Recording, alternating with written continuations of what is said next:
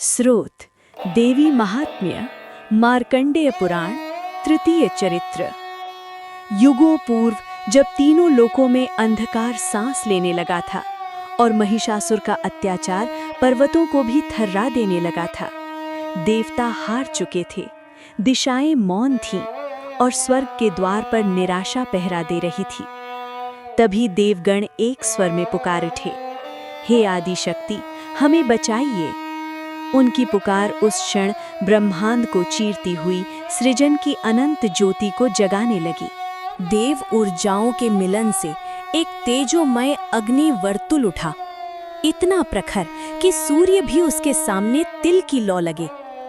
और उसी अग्नि ज्योति से प्रकट हुई सिंह वाहिनी 10 भुजा जगदम्बा दुर्गा। उनकी दृष्टि में करुणा भी थी और संहार का संकल्प भी। उनके चरण पड़ते ही पाताल कांपा, उनकी श्वास उठते ही वायु भी थम गई। देवता विस्मित होकर बोले, माँ, आप ही हमारी रक्षा कर सकती हैं। जब महिषासुर को देवी के प्राकट्य का समाचार मिला तो वो अहंकार से फूला न समाया, हंसकर बोला, एक स्त्री मुझसे युद्ध करेगी, ये तो मेरे पराक्रम का अपमान है। पर माँ दुर्गा ने शांत अचल स्वर में कहा, अधर्म का उभार चाहे कितना ही भीषण क्यों न हो, धर्म की रक्षा हेतु मैं अवश्य प्रकट होती हूँ। आज तेरा अंत तेरे सामने खड़ा है। और फिर रणभेरी बजी, आकाश अग्नि वर्षा में बदल गया। महिषासुर कभी सिंह बनकर दहाड़ता, कभी हाथी बनकर पर्वतों को रौंदता, कभी विशाल भैंसा बनकर पृथ्वी को फाड़ देता। पर देवी की हर भुजा से निकली दिव्य शक्तियां उसके हर रूप को क्षण भर में पराजित कर देती।